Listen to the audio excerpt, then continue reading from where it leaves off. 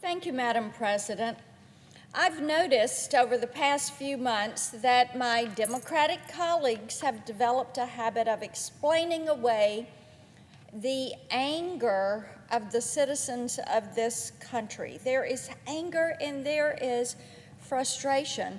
And what they do is to do a little turn in the conversation and make it the cause of the citizens. It's kind of blaming it on them.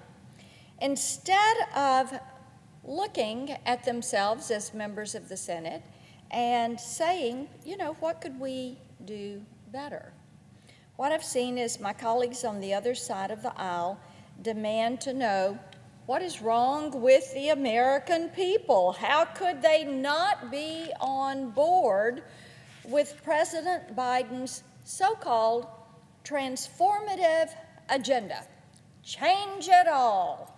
Why won't they stand by and let us spin the country into economic oblivion while businesses fail, main streets see shuttered businesses, and once safe border communities are being turned into war zones? You see, what they're really doing is trying to force the American people to adjust and abandon their principles, things that they have long believed, the founding first principles of this country. They want them to abandon that, abandon their expectations, and then accommodate the miserable failure that is Joe Biden's first few months in office. He's been wrong about most all of it. Now, Madam President, I honestly believe that many of the Democratic leaders have it wrong on this. The people aren't the ones that need to adjust. That burden belongs to the Democratic leadership in the Senate, in the House, in the White House. No matter how they try to dress it up or change it or smile, they are fast-tracking the road to socialism. The anger bubbling to the surface didn't come from out of nowhere. Contrary to popular belief, outrage is not our natural state. No, what you're seeing is beyond buyer's remorse or even buyer's fear. It's buyer's anger, righteous anger at what they see happening. And it's the culmination of almost a year's worth of confusion, fear, frustration at the Biden administration for how they have failed to lead. Weak leadership. You see, the American people aren't accustomed to watching their leaders intentionally jeopardize our security and prosperity on such a fundamental level.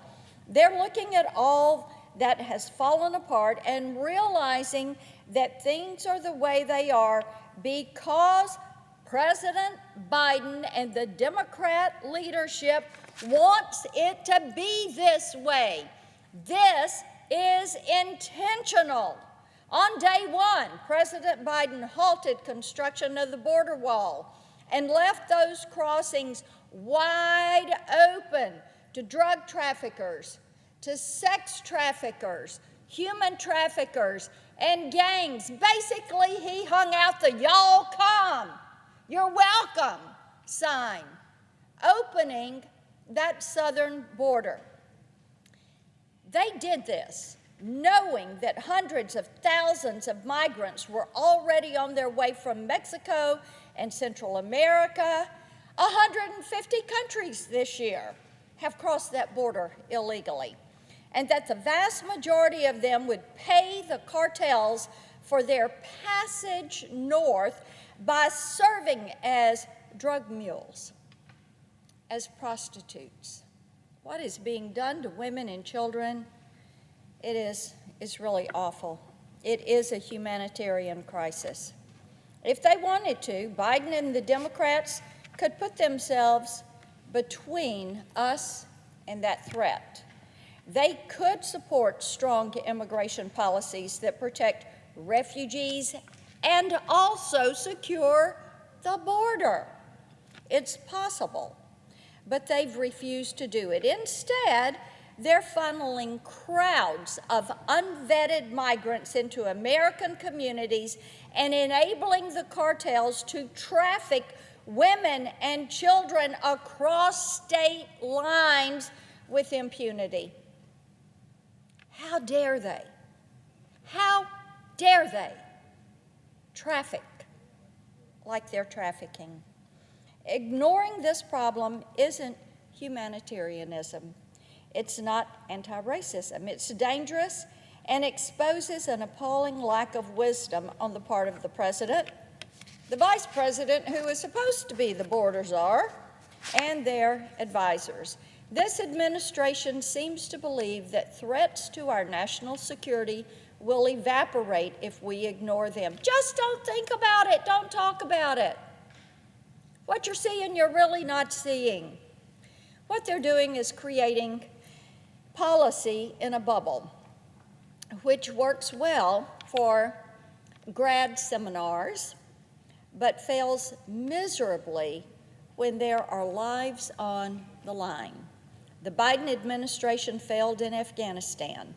Now we can argue for the next decade, and I'm sure we will, about lessons learned.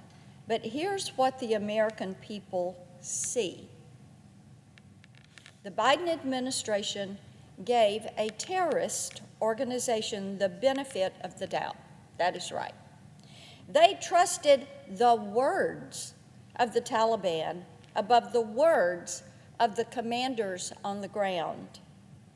The commanders on the ground warned that such an abrupt withdrawal would end in chaos and casualties.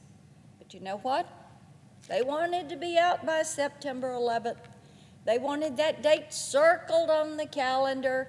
Joe Biden wanted to be the president that ended the war.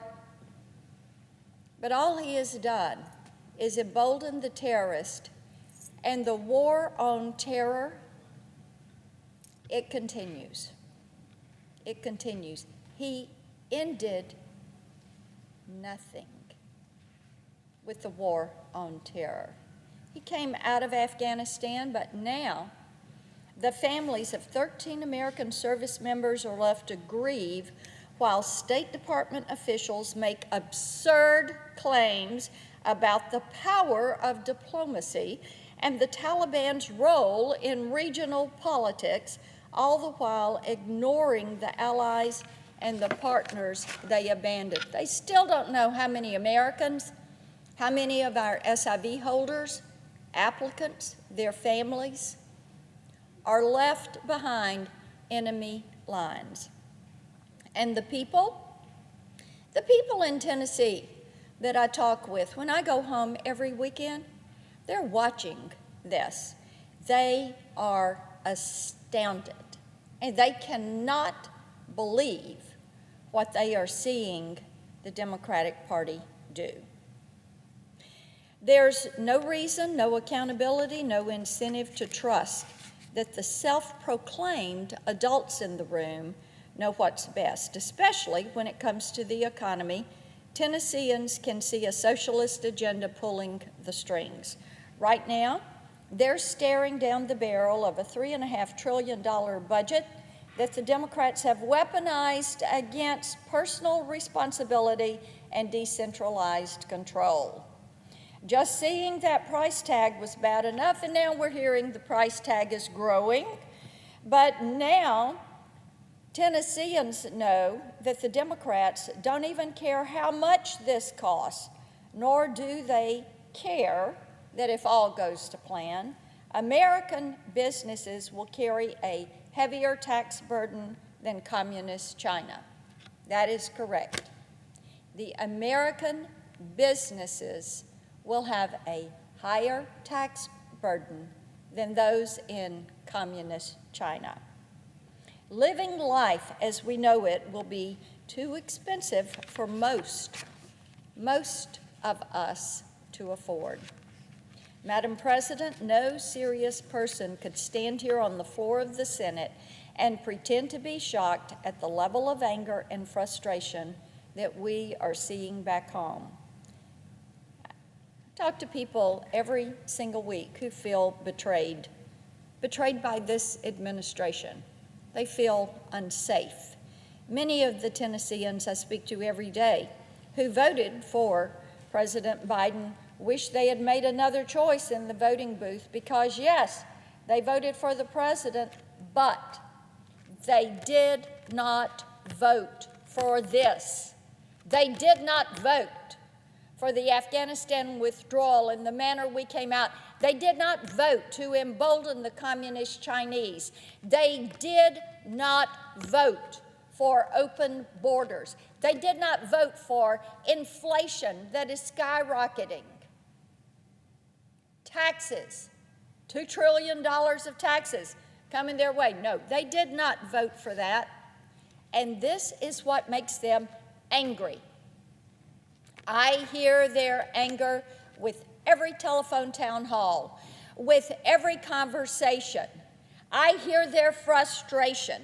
They are angry at the White House officials who use the full force of the United States government to cover up their mistakes and try to make it sound like it is the problem of the people, because they know they have messed up. And the people have every right to be angry. The things we do in this chamber don't exist in a bubble. They have real-world consequences for real people who have real lives that they are living every day, and they know that they're beginning to live these lives in a more dangerous setting. Crime in the streets, crime on the rise, open borders, unvetted migrants coming to their communities, COVID, measles outbreaks. They're angry. They have buyer's anger. I like to say, as I talk to women, security moms, they're back. They're back in full force, Madam President. They're back because they don't like the crime in the streets. They want safe communities. They want their children safe. They want their children who are going to college this fall to be safe. They're upset with the Afghanistan withdrawal, with the continuation of the war on terror, that their children are going to have to go refight this. And they're angry. And we hear their anger. And we know it is time for members in this chamber to stop playing politics with how much spending you can force out the door and address these problems that moms and dads and Americans across this country are faced with each and every day.